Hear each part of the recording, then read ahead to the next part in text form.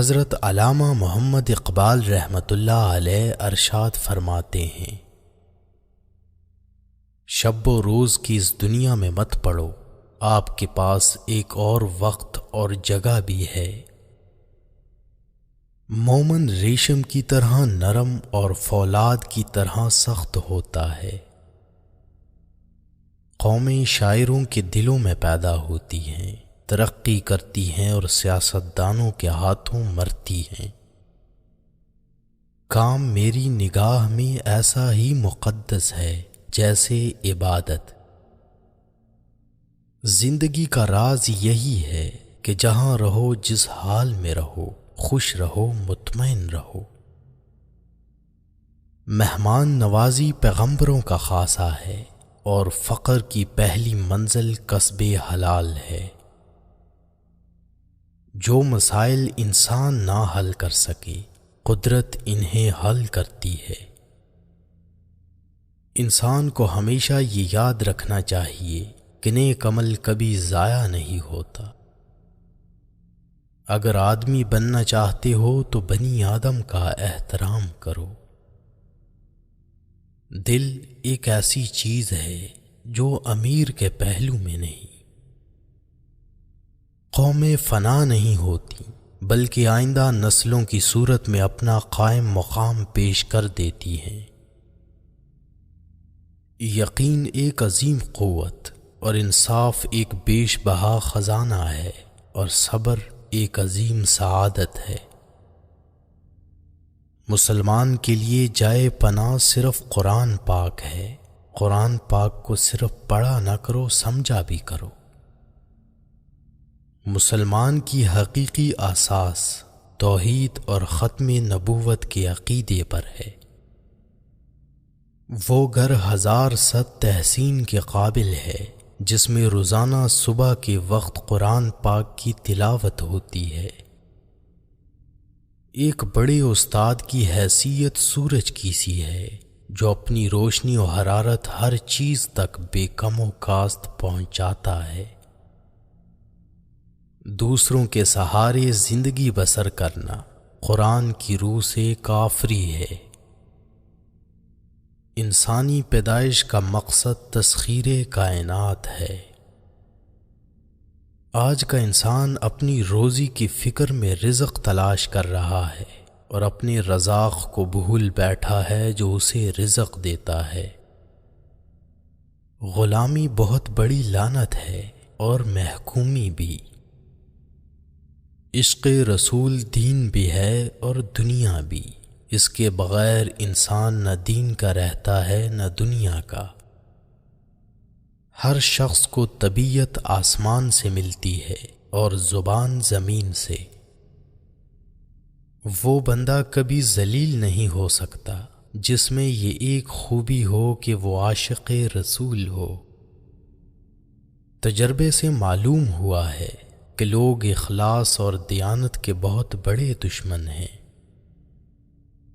جو شخص اپنی عظمت کے گیت گائے وہ کبھی عظیم نہیں بن سکتا۔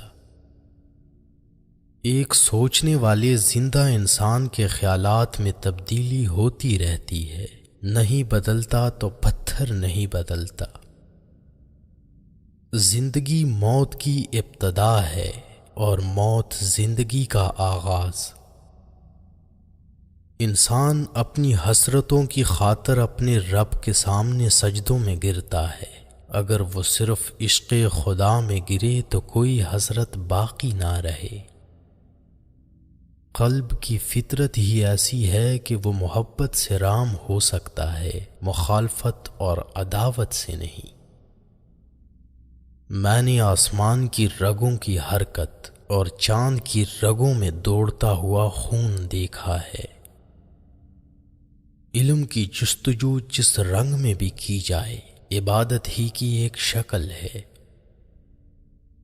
آج کل تعلیم زیادہ ہے اور علم کم، جبکہ پہلے زمانے میں علم زیادہ تھا اور تعلیم کم۔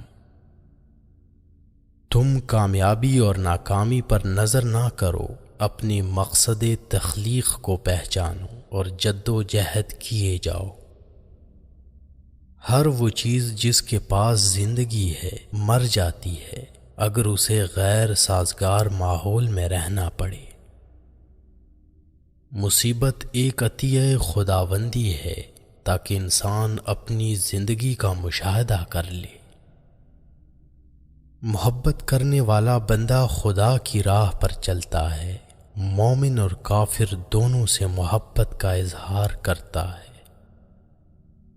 میں تمہیں مومن کی نشانی بتاتا ہوں، جب موت آتی ہے تو ہونٹوں پر مسکراہٹ ہوتی ہے۔ قطرہ سمندر میں مل کر فنا ہو جاتا ہے اور میں قطرہ رہبر سمندر بننا چاہتا ہوں۔ آپ کے ماضی سے حال نکلتا ہے اور حال سے آپ کا مستقبل جنم لیتا ہے۔ میں سچ کہتا ہوں، آپ کا دشمن بھی آپ کا دوست ہے، اس کی موجودگی آپ کی زندگی کو بھرپور بنا دیتی ہے۔ میرے آباء و اجداد برہمن تھے، انہوں نے اپنی زندگی خدا کی تلاش میں گزار دی اور میں اپنی زندگی انسان کی تلاش میں گزار رہا ہوں۔ اپنی تاریخ کو محفوظ کریں، لازوال بنے گزرے ہوئے وقتوں سے نئی زندگی حاصل کریں۔ میں نے خود کو کبھی شاعر نہیں سمجھا، مجھے شاعرانہ فن سے کوئی دلچسپی نہیں۔ تو نے مجھے اس ملک میں کیوں پیدا کیا جس کا رہنے والا غلام بن کر راضی ہے؟ اگر شاعری کا مقصد انسان بنانا ہے تو شاعری وارث نبوت ہے۔ مصیبت کی طرح گمراہی بھی تنہا نہیں آتی۔ پودے اور معدنیات تقدیر کے پابند ہیں، وفادار صرف حکم الہی کا پابند ہے۔ تقدیر جاہلوں کی قید اور زنجیر ہے، اس تقدیر کو نیل کے پانی کی طرح سمجھو، وفا کے آگے پانی، کفن سے پہلے خون۔ انسان کے روح کی اصل کیفیت غم ہے، خوشی تو ایک عارضی شے ہے۔ میں کسی پارٹی کی قیادت نہیں کرتا، میں کسی لیڈر کی پیروی نہیں کرتا، میں نے اپنی زندگی کا بہترین حصہ اسلام، اس کے قانون، سیاست، اس کی ثقافت، اس کی تاریخ اور اس کے ادب کا بغور مطالعہ کرنے میں دیا ہے۔